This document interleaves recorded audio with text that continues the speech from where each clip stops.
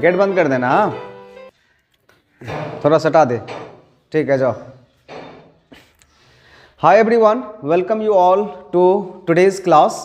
In today's class I am going to teach you exercise 1.2 from class 10th standard and the book is NCERT book। बच्चों इससे पहले के video में हम लोगों ने एक्सरसाइज 1.1 को नए वाले किताब से कर लिया हुआ है, यानी कि जो रैशनलाइज्ड सिलेबस है, जो पतला वाला किताब है आपके पास, वहाँ से 1.1 हम लोगों ने कर लिया है। 1.2 में आज हम लोग जानेंगे कि irrationality of a number, how we can prove कि √2 is an irrational number, √3 is an irrational number, √5 is an irrational number, या फिर 3 + 2 √2 इज एन इरैशनल नंबर।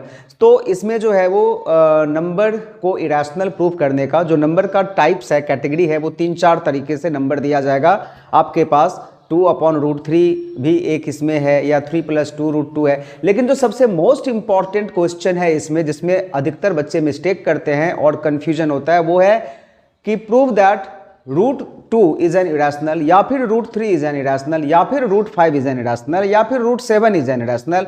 तो आप अगर एक सवाल को समझ जाते हो अच्छी तरह से, इसके टेक्निक को समझ जाते हो, इसके लिखने, इसमें जो स्टेटमेंट होता है उसके पैटर्न को आप समझ जाते हो, तो you will not face any problem. कोई भी सवाल आपको दे दिया जाए आप उसे आसानी से बना सकते हो। चलिए आज के क्लास में हम लोग जो प्रूव करने वाले हैं वो ये प्रूव करने वाले हैं, जो कि पहला क्वेश्चन है किताब का। तो यहाँ पर मैं लिख रहा हूँ क्वेश्चन नंबर 1 कि prove that √5 is an irrational number. तो अगर मैं ये प्रूव करके आप लोगों को दिखा दूँ तो आप आराम से जो है वो √2 हो, √3 हो, √5 जो भी है वो √7 हो, आप आराम से जो है वो आप कर सकते हैं। तो √5 को हमें इरैशनल प्रूफ करना है, तो हम इसका जो कॉन्ट्राडिक्शन है, मतलब इसका उल्टा मानेंगे। उल्टा मानेंगे मतलब कि √5 इज एन इरैशनल नंबर, ये तो प्रूव करना है ही भी, ये तो है भी इरैशनल नंबर, लेकिन हम लोग इसको एज्यूम करेंगे कि √5 जो है वो इरैशनल ना हो करके रैशनल नंबर है। So let √5 be an irrational number. बढ़िया से देखिएगा, इरैशनल नंबर, देन चलिए यहां से मैं एक लाइन ड्रॉ कर देता हूं, यानी कि मैं इधर ही आपको बना करके दिखाऊंगा। Then there exists 2 positive integers, right, a and b, such that √5 is equal to a/b। मतलब समझेंगे हम लोग इसका मतलब क्लियर है कि अगर कोई नंबर इरैशनल है तो that can be expressed in a form of a/b, या फिर बोल लीजिए p/q। ये हम लोग जानते हैं, जहां पर a and b क्या है, इंटीजर है, पॉजिटिव इंटीजर। हम लोग जो है वो इसको एज्यूम कर रहे हैं क्योंकि √5 जो है वो पॉजिटिव है ना। Such that √5 is equal to a/b, where you know a and b are co-prime number and b is not equal to 0। इस फॉर्मेट को आप जान करके रखिए, यही फॉर्मेट आपको जस्ट कॉपी पेस्ट करते रहना है हर एक सवाल में, जो इस टाइप के सवाल हो उसमें।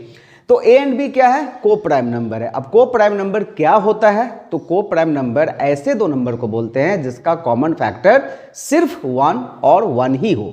जैसे कि 3 और 5 को प्राइम है, 5 के साथ 7 को प्राइम है, 7 के साथ 9 को प्राइम है, क्योंकि अगर आप इसका HCF निकालोगे ना तो वो क्या होगा, 1 होगा। तो a और b अगर को प्राइम है तो इसका जो कॉमन फैक्टर है वो 1 ही होगा। और दूसरी बात, b नॉट इक्वल टू 0, ये तो पता ही होगा कि डिनोमिनेटर नॉट इक्वल टू 0, ये रैशनल नंबर के डेफिनेशन। अब इसके बाद क्या, तो इसके बाद हम लोग करने वाले हैं यहां पर स्क्वायरिंग बोथ साइड। तो ये जो है वो हम लोग करने वाले हैं √5 का स्क्वायर, तो इधर हो जाएगा a/b का स्क्वायर। तो इसके बाद मैं यहीं पर लिख दे रहा हूं 5, ये 5 होगा क्योंकि √5 का स्क्वायर क्या होगा, √5 का स्क्वायर होगा 5, √5 को √5 से मल्टीप्लाई करेंगे तो 5 होगा, and this is equal to a square upon b square. That means अगर इसको क्रॉस मल्टीप्लाई करोगे तो 5b square equal to a square हुआ। अब इसका मतलब क्या, इसका मतलब ये है कि b स्क्वायर मतलब 5 into B square equal to a square है। इसका मतलब ये हुआ कि a square is divisible by 5। तो अगर ये एक थ्योरम है, अगर a स्क्वायर 5 से डिविजिबल है तो a भी जो है वो 5 से डिविजिबल होगा। a is also divisible bye 5।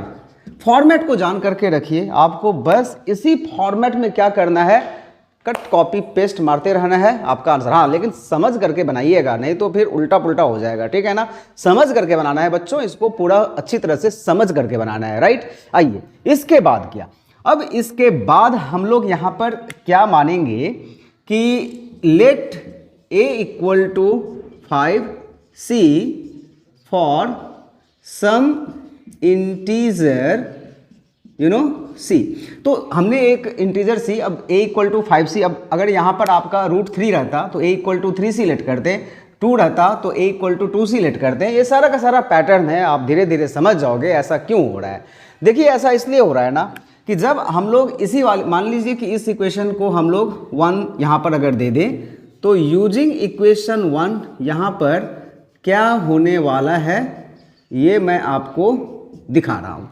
तो अगर हम लोग इक्वेशन 1 को यूज करेंगे तो 5b square is equal to हम लोग क्या रखेंगे, a के जगह में 5c रखेंगे, तो 5c का होल स्क्वायर हो गया, a के जगह में हमने 5c से रिप्लेस कर दिया। तो ये जो है वो क्या हो जाएगा, 5b square is equal to 25c square हो गया। तो अगर 5 से आप इसको काटोगे, मतलब 5 को अगर आप उस तरफ ले जाओगे तो 25 से इसको डिवाइड, 25 डिवाइडेड बाय 5 होगा, यानी कि b square is equal to क्या हो जाएगा, 5c स्क्वायर हो जाएगा। यहां तक पहुंच गए हैं हम लोग, लगभग 80% काम हमारा कंप्लीट हो चुका है। अब इसके बाद क्या होगा, अब इसके बाद हम लोग यहाँ पर इसी वाले स्टेप को जो है वो दोहराएंगे। यहाँ पर देखिए क्या पैटर्न था, 5b square equal to a square is, तो हमने लिखा a square is divisible by 5। यहाँ पर क्या है, b square equal to 5c square है, तो यहाँ पर होगा b square is divisible by 5। तो यहाँ पर मैं इस तरफ लिख रहा हूँ, सो यहाँ पर जो है वो हम लोग लिखेंगे कि b square is divisible by 5।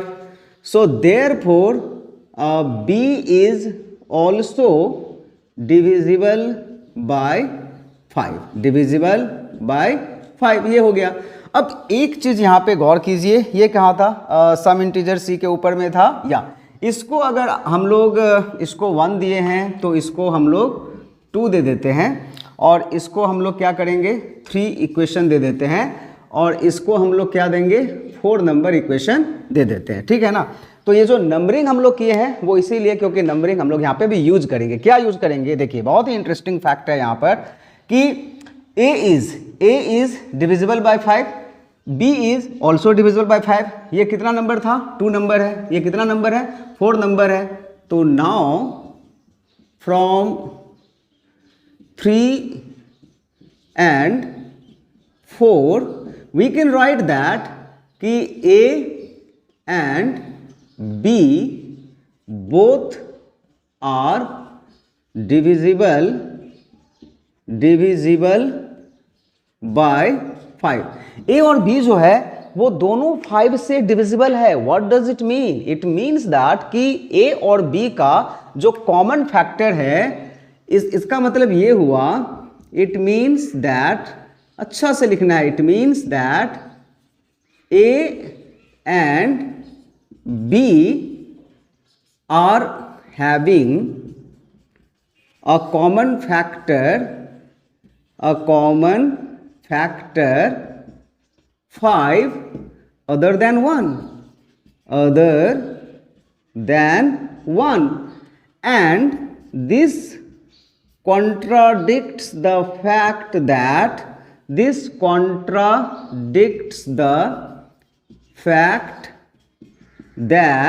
थोड़ा मैं फास्ट लिख रहा हूं, that A and B are co-prime number and this is due to our wrong assumptions, ठीक है, that A and B are A by B, this is due to our wrong assumptions that root 5 is a rational number।